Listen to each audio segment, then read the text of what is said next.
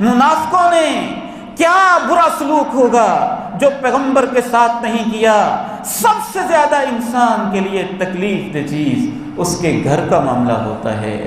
منافقوں نے تو پیغمبر کے گھر کو بھی معاف نہیں کیا تھا۔ آپ کی ذات کو جو کہا سو کہا۔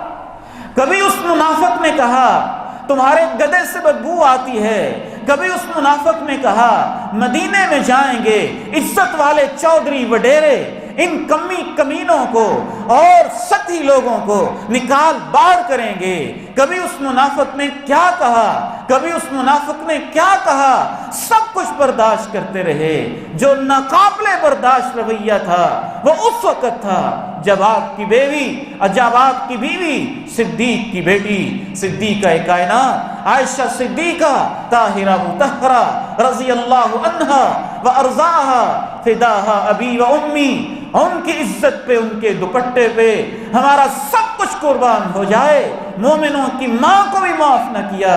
اللہ نے سورہ نور میں 10 12 آیات اتاری عائشہ کی طہارت کے بارے میں۔ آپ کو تکلیف ہوئی اور بڑی شدید تکلیف پہنچی اور آپ نے اظہار بھی کیا انہوں نے میرے گھر والوں کے بارے مجھے بڑا دکھ دیا ہے۔ وہ منافق بھی جب مرا ہے، میت سامنے پڑی ہے، بیٹا کہتا ہے ابو فوت ہو گئے ہیں، آ کے جنازہ تو پڑھا دیں، تو اللہ کے نبی اس منافق کا جنازہ پڑھانے کے لیے بھی تیار ہو جاتے ہیں۔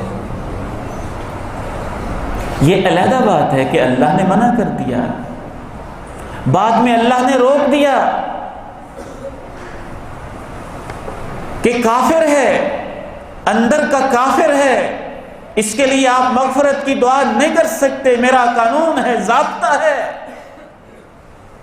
لیکن آپ ذاتی طور پہ تیار ہوئے، نہ صرف یہ کہ تیار ہوئے، اپنا جبہ اتار کے اس کو پہنایا، اپنا جبہ اتار کے اسے پہنایا۔